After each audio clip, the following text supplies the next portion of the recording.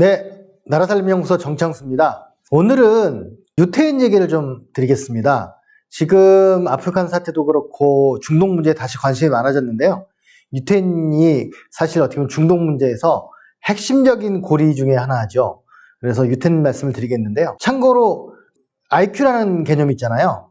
우리가 IQ는 지능지수고 개인의 능력을 얘기합니다. 물론 그 지표 자체에 대해서 의구심을 갖는 분들이 많은데 그 IQ, EQ, NQ 뭐 이런 여러 가지가 있죠. 감성지수, 네트워크지수 이런 게 있는데 이 IQ가 평균이 100이에요. 모든 인류를 100을 평균으로 놓고 잡는 거거든요. 근데 그 IQ가 1등인 민족이 어디냐 하면 지금 막 열심히 들어가서 인터넷 검색해 보시면 나오는데요. 도시국가들을 빼놓고는 1등이 어딜까요? 한국입니다. 107이고요. 중국이 뭐 104, 뭐 이렇게 해서 이런 동양권이 좀 많은 편이고요. 제가 이 말씀 왜 드리냐면, 제일 머리가 좋은 민족? 그러면 다 유태인을 얘기하기 때문에 제가 이제 먼저 맞추게 하려고 했던 건데요. 유태인의 IQ가 평균 95밖에 안 됩니다. 그리고 공부를 제일 잘하는 나라, 이 피사라고 해서 학력평가가 있는데 학생들을 대상으로 하는 항상 1등을 하는 나라가 있어요. 핀란드입니다. 핀란드가 98이에요. 이 공부는 IQ 순위 아니구나를 보여주는 거죠. 우리 맨날 그런 말 하잖아요. 우리 아이는 머리는 좋은데 그 공부를 안 해서 성적이 나쁘다고. 맞아요. 그게 문제예요. 공부를 안 하는 게 문제인 거죠. 머리가 좋고 나쁘고 떠나서 공부를 하는 사람이 공부를 잘하는 거죠. 많이 하는 사람이. 그렇다면 유태인이나 핀란드가 그렇게 IQ가 높지 않음에도 불구하고 좋은 성과를 거두는 거는 문화적인 문제 내지는 여러 가지 시스템의 문제겠죠. 여하튼 유태인이 공부를 잘하고 여러 가지 사회적인 역할을 하는 건 틀림없습니다. 그 부분은 부정할 수가 없는데요. 그런데 문제는 또 우리가 유태인에 대해서 그 부정적인 게 존재하잖아요. 이 중동 문제인데요. 모세가 이집트에서 민들을 이끌고 나가서 유랑을 하다가 나라를 만들었다 뭐 이런 성경 얘기는 다 알고 계실 건데요. 근데 이게 디아스포라, 어떻게 보면 방랑이라고 하는 부분에서 얘기를 자꾸 하는데요. 근데 이게 사실은 만들어진 얘기입니다. 모세가 가짜다 이런 건 둘째 문제 치고요. 이스라엘에 지금 살고 있는 유태인들이 모두 쫓겨났다 다시 돌아온 게 아니고 살던 사람 계속 살고 있었고 그 전부터 이미 쫓겨났든 이주를 했든 간에 떠난 사람들이 있었던 거예요. 그게 이집트에도 있었고 바빌론에도 있었고 다양한 게 있었던 거죠. 그래서 기원전 8세기에서 6세기 사이에 그 많이 떠난 거예요. 일부는 남아있고 기원전 8세기에 떠나면서 박해받으면서 그때 성경을 만들고 하면서 자신의 정체성을 삼은 거죠. 그런데 이런 민족이 이제 2000년 넘게 존재할 수 있었던 거는 대단히 놀라운 것이고 인정할 만한 거죠. 특히 모계 중심으로 유태인들이 자신들의 정체성을 지켜낸 거잖아요. 그런데 가장 많이 이제 피해받고 떠난 때가 로마 시대잖아요. 로마 시대에 그 유태인들이 박해를 받고 떠났던 이유는 그 종교를 믿었기 때문에 그런 게 아니고 그 로마의 법과 제도를 지키지 않았기 때문에 그런 겁니다. 그때 당시에 이제 뭐 종교 탄압이다 뭐 이렇게 얘기하는데 사실 그런 문제는 아니었어요. 기독교도 마찬가지죠. 기독교를 믿는 것까지 괜찮은데 왜 황제와 로마 시스템을 인정하지 않는 거냐. 특히 일신교이기 때문에 그런 문제가 있었던 거죠. 물론 아다르고 어다른 거긴 하지만 그 접근 방식에서 굉장히 큰 차이가 있는 거죠. 그 전에 뭐 페니키아인들이 막 식민지 개척하려고 떠난 것처럼 유태인들도 마찬가지였습니다. 그래서 이 디아스포라, 분산 이렇게 만들어낸 거고요. 불쌍한 민족이 어떻게 유태인만 있겠습니까? 지금 5천만이 넘는데 나라를 못 만들고 있는 쿠르드족 같은 사람들도 있잖아요. 다만 그걸 기록으로 남기고 그거를 다른 사람들한테 인식시켜 준 거에 있어서의 유태인의 능력은 대단하다고 할 수 있습니다. 떠난 사람들이 어디 주로 살았냐면 이집트는 알렉산드리아에 주로 살았어요. 예수가 태어나기 전에도 그 알렉산드리아에 한 200만 명 정도, 그 알렉산더 대왕이 만든 도시 있잖아요. 200만 명 정도 살았는데 그 중에 40%가 유태인이었습니다. 그리고 나머지 그 60% 중에 또 꽤 많은 수가 그리스인들이어가지고 도시 안에서 막 전쟁을 하기도 하고 막 그랬어요. 그래서 그게 시오노 나나미 책에 보면 그걸 막는데 로마가 엄청난 힘을 써야 했다. 뭐 그런 얘기도 있습니다. 아무튼 다양했다. 얘기하려면 끝도 없는데요. 나라살림 세계사니까. 그래서 그거 중심으로 말씀드리면 지금 유태인들이 어떤 사람들이냐 하는 정체성의 문제가 아까 말씀드렸는데 이게 모계 중심으로 갑니다.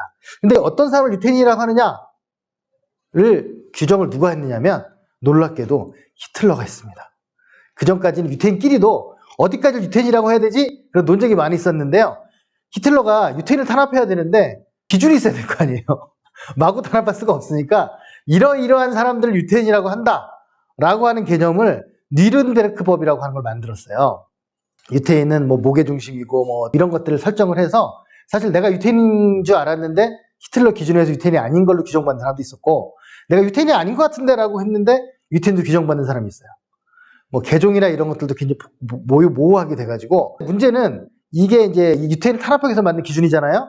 그런데 나중에 이스라엘을 건국할 때도 누구를 유태인이라고 해야 되지라는 기준을 할 때 할 수 없이 히틀러가 만든 그 뉘른베르크 법에 의해서 가져왔다고 합니다. 그 굉장히 어떻게 보면 역설적인 문제인데요.